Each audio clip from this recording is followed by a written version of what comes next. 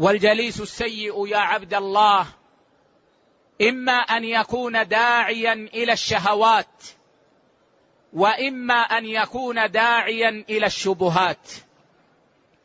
والداعي إلى الشهوات أمره بين، فإنه يظهر عليه أثر الفسق، فمن علاماته ظهور أثر الفسق عليه، ومن علاماته أنه إذا رأى منك إقبالا على الآخرة حرص على أن يردك إلى الدنيا، وإن رأى منك نشاطا في العبادة حرص على أن يثبط من عزيمتك. إن رآك مقبلا على الآخرة قال لا تكن من المتشددين، كن مسلما عصرانيا، مسلم يعيش عصره، ومقصودهم بمسلم يعيش عصره أنه مسلم بالإسلام يرتكب المعاصي والآثام. لا تكن متشددا، ستتهم بأنك إرهابي إن أعفيت لحيتك، إن قصرت ثوبك، إن أقبلت على عبادتك. حاول جاهدا أن يردك إلى أن تكون من أولاد الدنيا، وهذا أمره ظاهر بين. وأما الجليس السيء الآخر فهو الذي يدعو إلى الشبهات، وهذا محل إشكال عند النظر، لأن مظهره مظهر الصالحين في غالب الحال، ولكنه يدعو إلى غير سنة النبي صلى الله عليه وسلم. ومن ملامح هذا الجليس السيء أنه يزهدك في والديك وكبارك، يريد أن يبعدك عن والديك وأن يبعدك عن الكبار، لأن للكبار حكمة وإن لم يكن لهم علم، فالكبير علمته السنون وتعلم من الدنيا، فإذا كنت ملتصقا به فإنك تتعلم من حكمته ولو لم يكن ذا علم. فالجليس السيء يعلم أن والديك وأن كبارك حاجز بينك وبين السقوط في براثنه، فيبدأ بأن يزهدك في والديك وفي بيت أهلك وفي الكبار من حولك. والداك فاسقان، والداك لا يحبان الدين، والداك حتى يصبح الشاب لا يحب أن يدخل بيت أهله، وإذا دخل بيت أهله دخل كالأسد، إن سلم فذاك حسن وإلا فلا يسلم، ثم يلوذ بغرفته يرتاح قليلا ثم يخرج مع من؟ مع الشباب، مع الإخوة في الاستراحة، يزهد في والديه. والله ما عرفنا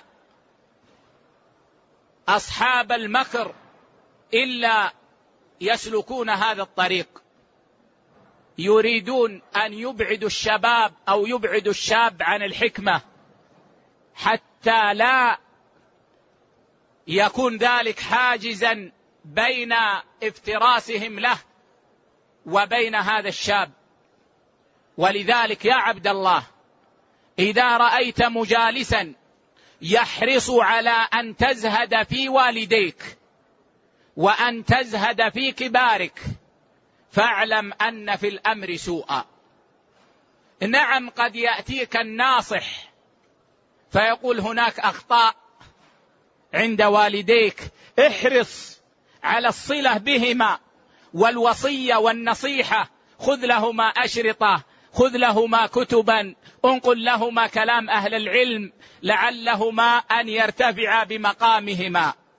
هذا ممكن أن يكون من الجليس الصالح، لكن أن يأتيك ويزهدك في بيتك، يريد أن يفصلك عن والديك وعن الكبار، فهذه من علامات الجليس السوء. والأمر الثاني أن يزهدك في العلماء الذين شهد لهم أهل الأرض بأنهم أهل العلم الذين يرجع إليهم، ويأخذ في ذلك أحد طريقين: إن رآك قابلا للطعن فيهم طعن فيهم أصلا، وقال هؤلاء علماء سلاطين، هؤلاء أذناب البغلة، هؤلاء أعطاهم السلاطين حتى أرضعوهم حتى أشبعوهم، هؤلاء حتى تزهد في العلماء. فإذا زهدت في العلماء سقطت إلى من هو علماء، وإن سموه عالما، هو على الماء، لا سنة عنده ولا خير عنده.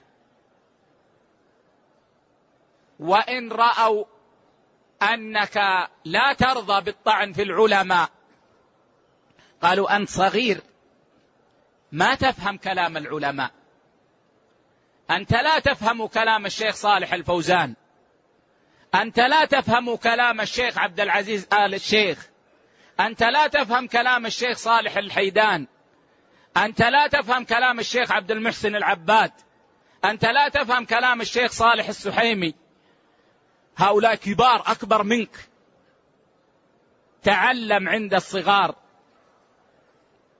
من الذين لا يشهد لهم بالعلم ولا بالصفاء، فإذا تعلم عندهم انقطع عن الكبار ما يصل أبدا. فمن علامة الجليس السيء في باب الشبهات أنه يحرص على أن تزهد في العلماء الذين اعترف لهم بالعلم. وأما الأمر الثالث فهو أنه يكون حريصا على ملء قلبك حقدا على ولي أمرك القائم، فيحرص على أن تبغض ولي أمرك الذي قام واستقام له الأمر، يكذب عليه ويكبر أخطاءه، ويحرص على أن يظلم قلبك من جهته.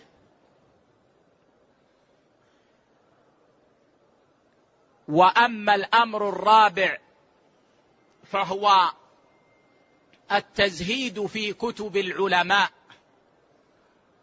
والحث على كتب غيرهم ممن لا يعد من العلماء وممن عرفت أخطاؤه وكثر زلله، فتجده حريصا على أن يزهدك في الكتب الموثوقة من كتب السلف المتقدمين أو من كتب أتباعهم من المعاصرين، وتجده حريصا على أن يدعوك لأن تقرأ كتب فلان وفلان، إما ممن بين العلماء أن كتبهم مليئة بالأخطاء الشرعية بأنواعها، وإما ممن لا يعد عند أهل العلم من أهل العلم.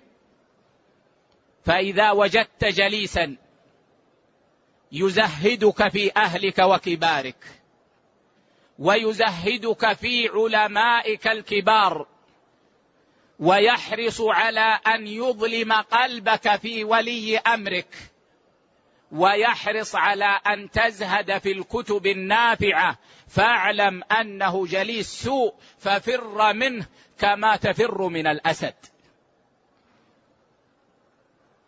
واحرص على الجليس الصالح الذي يحرص على أن تكون سباقا إلى الخيرات الذي يحرص على أن يكون قلبك سليما مضيئا مليئا بالنور والهداية، الذي يحرص على أن تعرف سنة حبيبك صلى الله عليه وسلم وأن تلزمها، الذي يدعوك إلى كل أصل شرعي ثبت في كتاب الله وفي سنة النبي صلى الله عليه وسلم، الذي إذا رأى منك خللا بادر إلى نصحك وبادر إلى البيان لك لتكون من أهل الخير. وهذا الأمر دعاني للتنبيه عليه سؤال وردني من أحد الناس، قال: يا شيخ، ألحقت ابني بمجموعة من شباب في استراحة، ظننت أنهم يجتمعون على خير لأنه يظهر عليهم الخير، فأصبح ابني الآن يتكلم بكلام غريب، يقول: ما رأيك في نظام المملكة؟ ما رأيك في الملك عبد الله؟ ما رأيك في الوزراء؟ هل يحكم شرع الله في بلادنا؟ قال: فوجدت أشياء ما عهدناها نحن ولا سمعناها من العلماء ولا عرفناها من المشايخ. وبدأ يتغير حتى في صلاته، كان يصلي معي في المسجد الذي بجوارنا، أصبح لا يصلي، يذهب إلى مسجد بعيد يقول: هذا المسجد فيه الشيخ الفلاني، هذا من علماء السلاطين. وهذا لا شك أنه يقتضي من عباد الله في كل مكان وليس في هذه البلاد الحذر ممن يصيدون الشباب ويدلونهم دلالة على غير ما في كتاب الله وفي سنة النبي صلى الله عليه وسلم. والخير كل الخير في أن ننتبه لأنفسنا وللشباب. قرأت كتابا لأحدهم ملأه بالطعن في أهل العلم المعروفين، هيئة كبار العلماء والشيخ عبد العزيز بن باز والشيخ ابن عثيمين والشيخ أبو بكر جابر الجزائري والشيخ عبد القادر شيبة الحمد. ذكر عددا من أسماء المشايخ الذين عرفوا بالتدريس والعلم، لا زال يطعن لا زال يطعن لا زال يطعن، يكذب، والله نعرف أنه يكذب، حتى وصل في آخر الكتاب إلى مراده. قال: بقي أن يعرف الموحد أن هؤلاء لا يرجع إليهم في شيء. سبحان الله، وجدت أنه يصرح في أثناء كلامه يقول: كلما قلنا لهم شيئا قالوا ما بال ابن باز وابن عثيمين. فوجدوا أن هذين الجبلين وأمثالهما من العلماء يكونون كالسور بينهم وبين سقوط الشباب في الفكر المنحرف. يقول بنص كلامه: كلما قلنا للشباب شيئا قالوا ما بال ابن باز وابن عثيمين. لماذا لم يقولوا بهذا القول؟ ولذلك ألف كتابه قصدا للطعن فيهم لعله أن يسقطهم ويصل إلى النتيجة التي يريد، وهي ألا يرجع الشباب إليهم. وإذا لم يرجعوا إلى هؤلاء الجبال هؤلاء العلماء فإلى من سيرجعون؟ سيرجعون إلى من يحمل الفكر المنحرف الذي والله لا يقود البلاد إلا إلى التكفير والتفجير والتدمير، ولا يصلح العبد به ولا يصلح البلد به.